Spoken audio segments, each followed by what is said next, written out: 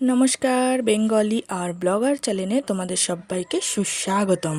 তো আজকে আমি একটা সুন্দর অসাধারণ স্বাদের চিকেন কারির রেসিপি তোমাদের সঙ্গে শেয়ার করব।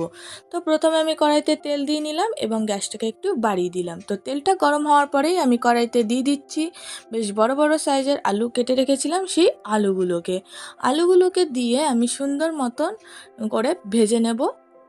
তো তোমরা এখানে দেখতেই পাচ্ছ আমি আলুগুলোকে দিয়ে দিলাম এবং দিয়ে নাড়াচাড়া করে নিচ্ছি। তো যতক্ষণে আমি আলুগুলোকে নাড়াচাড়া করছি তোমরা ততক্ষণে আমার ভিডিওটা একটু লাইক করে দাও, চ্যানেলটাকে সাবস্ক্রাইব করে দাও এবং তোমাদের বন্ধু বান্ধবীদের সঙ্গে ভিডিওটাকে শেয়ার করে দাও, যাতে তোমরা আমার ভিডিওটাকে সবার প্রথমে দেখতে পারো।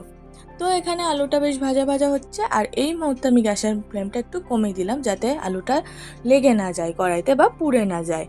তো আলুটা ভাজা হোক ততক্ষণে আমি কড়াইতে নেক্সট যে চিকেনটা, সেই চিকেনের কাছে। তো এখানে প্রায় 1.5 কেজি পরিমাণে চিকেন রয়েছে। এই 1.5 কেজি চিকেনের মধ্যে আমি দিয়ে দিচ্ছি বেশ অনেকটা পরিমাণ টক দই। তারপর এই টক দই দেওয়ার পর আমি দিয়ে দিচ্ছি পেঁয়াজ বাটা। এখানে বেশ 3টে বড় সাইজের পেঁয়াজ আমি সুন্দর করে বেটে নিয়েছি মিহি করে।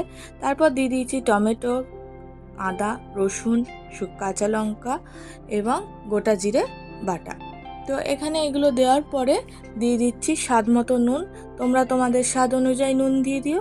এখানে আমার 1.5 কেজি চিকেন, তাই আমি এখানে 1.5 কেজি চিকেনে যতটা পরিমাণ মনে হয়েছে আমি ততটা পরিমাণ দিয়ে দিয়েছি। তারপরে দিয়ে দিচ্ছি হলুদ গুঁড়ো। তো এখানে আমি বেশ পরিমাণ মতো হলুদ গুঁড়ো দিয়ে দিলাম। এবার আমি দিয়ে দিচ্ছি কাশ্মীরি লাল লঙ্কার গুঁড়ো, যাতে করে কালারটা খুব সুন্দর আসে। তো এখানে কালারের জন্যই শুধু কাশ্মীরি লঙ্কার গুঁড়োটা আমি ব্যবহার করেছি। এরপর দিয়ে দিচ্ছি একটু গরম মশলার গুঁড়ো।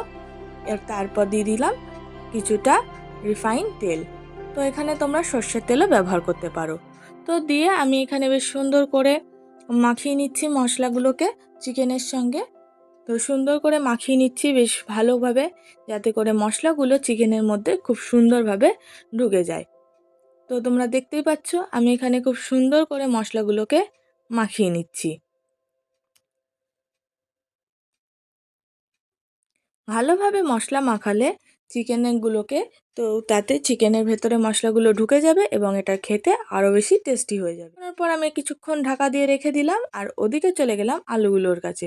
তো ঢাকনা খুলেই দেখতে পেলাম আলুগুলো বেশ সুন্দর ভাজা ভাজা হয়ে এসছে। তো আমি একটু নাড়াচাড়া করে নিলাম। নাড়াচাড়া করে আর একটু ভাজবো। তো তার মধ্যে এবার দিয়ে দিচ্ছি নুন। এখানে আমি আলুগুলোতেও নুন দিয়ে দিচ্ছি, যাতে নুনের মধ্যে, এই আলুর মধ্যে নুনটা চলে যায়, এবং হলুদ গুঁড়োও দিয়ে দিলাম যাতে রঙটা সুন্দর হয়, আলুগুলো সাদা সাদা না দেখায়। তো এবার আমি নেড়ে নিচ্ছি, আবার একটু ভেজে নিচ্ছি নুন হলুদ দিয়ে। তো তোমরাও এখানে সুন্দর মতো নুন হলুদ দিতে পারো, আবার নাও দিতে পারো। তো এখানে সুন্দর মতো করে ভাজা ভাজা করে নিচ্ছি আলুগুলোকে, এবং আলুগুলো ভাজা ভাজা হয়ে এলে এবার আমি আলুগুলোকে একটা একটা করে তুলে নিচ্ছি। যেহেতু আলুগুলো অনেক বড় বড়, তো একসঙ্গে 2-3টে করে তুলতে অসুবিধা হচ্ছিল, তাই আমি একটা একটা করেই আলুগুলোকে তুলে নিচ্ছি। তো তোমরা দেখতেই পাচ্ছ যে আমি আলুগুলোকে এবার আমি কড়াইতে ওই তেলের মধ্যেই দিয়ে দিচ্ছি তেজপাতা, গোটা জিরে, গোটা গরম মশলা এবং শুকনো লঙ্কা। গোটা গরম মশলার মধ্যে রয়েছে দারচিনি আর গোটা এই ছোট এলাচ এবং লবঙ্গ। তো এগুলো দিয়ে আমি সুন্দর মতো করে একটু নাড়াচাড়া করে নিচ্ছি যতক্ষণ না একটা সুন্দর গন্ধ এর থেকে বেরিয়ে আসে। এই মুহূর্তেও গ্যাসের ফ্লেমটা কমই আছে, বেশি থাকলে কিন্তু এগুলো পুড়ে যাওয়ার চান্স থাকবে। তো সুন্দর গন্ধ যেই বেরিয়ে এলো আমি দিয়ে দিচ্ছি পেঁয়াজ কুচি। এখানে 2টো বড় সাইজের পেঁয়াজ আমি কুচি করে নিয়েছি। তো সেই পেঁয়াজ কুচিটা এবার আমি দিয়ে দিচ্ছি। পেঁয়াজ কুচি দেওয়ার পর আমি সুন্দর করে এটাকে লাল করে ভেজে নিচ্ছি, আর এদিকে আমি চিকেনটাকেও একবার দেখিয়ে নিলাম। আর এদিকে দেখো আমার পেঁয়াজগুলো কিন্তু সুন্দরভাবে ভাজা হয়ে গেছে, বেশ লাল লাল করে ভাজা হয়ে গেছে। আর এবার আমি এর মধ্যে দিয়ে দিচ্ছি হচ্ছে ম্যারিনেট করা চিকেনটা। এখানে যা মশলা ছিল সেই মশলাটাও আমি সুন্দর করে ঢেলে দিচ্ছি। তো মশলাটা দেওয়ার পরে এবার আমি এই সবগুলোকে একসঙ্গে সুন্দরভাবে নেড়ে নেব, যাতে তেলের সঙ্গে সুন্দরভাবে এটা মিশে যায়। তো এখানে গ্যাসের ফ্লেমটা আমি একটু বাড়িয়ে দিয়েছি, যাতে ভালো মতন এটা কুক হয়, ওই জন্য। এবার আমি নাড়াচাড়া করে নিচ্ছি। তোমরা দেখতেই পাচ্ছ যে চিকেনের কালারটা কতটা সুন্দর এসছে, আর জলটাও বেশ শুকিয়ে এসছে এবং তেলও ছেড়ে দিয়েছে। একটু নাড়াচাড়া করে নিচ্ছি যাতে তলায় লেগে না যায়।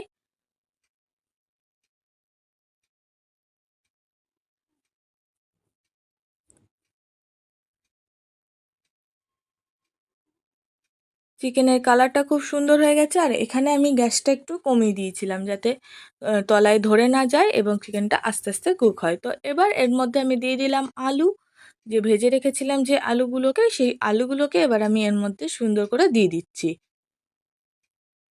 আলুগুলো দেওয়ার পর আমি ভালো করে নাড়াচাড়া করে নিচ্ছি যাতে মশলাগুলো আলুগুলোর মধ্যেও খুব সুন্দরভাবে মানে ঢুকে যায় এবং আলুগুলো মশলার সাথে লেগে গিয়ে টেস্ট বেড়ে যায়। তো এবার আমি মশলা ধোয়ার যে জলটা ছিল সেই জলটা আমি দিয়ে দিলাম, রেখে দিয়েছিলাম সেই জলটা আমি দিয়ে দিচ্ছি। দিয়ে একটু নাড়াচাড়া করে নেব, না হলে তলায় ধরে যাচ্ছিল। এরপর আমি দিয়ে দিলাম নর্মাল জল, যে জলটা তোমরা ঘরে ব্যবহার করো সেরকম নর্মাল জল দিয়ে দিচ্ছি। এখানে দেখতেই পাচ্ছ তোমরা কালারটা কত সুন্দর এসছে, আলুগুলোও সাদা সাদা হয়ে যায়নি। তো এবার তরকারিটা বেশ সুন্দর মতো ফুটে এসছে। চিকেনটা আমি একটু নাড়াচাড়া করে নিয়ে দেখে নিচ্ছিলাম যে ঠিকমতো হয়েছে কি না, আর আলুটাও সুন্দর সেদ্ধ হয়ে গেছে, খুন্তি ঠেকাতেই পুরো গলে গেল। তো এবার আমি লাস্টে দিয়ে দিচ্ছি গরম গরম মশলার গুঁড়ো। তো গরম মশলার গুঁড়ো দেওয়ার পরে একটু নাড়াচাড়া করব, আর আমি এবার কড়াই থেকে নামিয়ে নেব। ধন্যবাদ।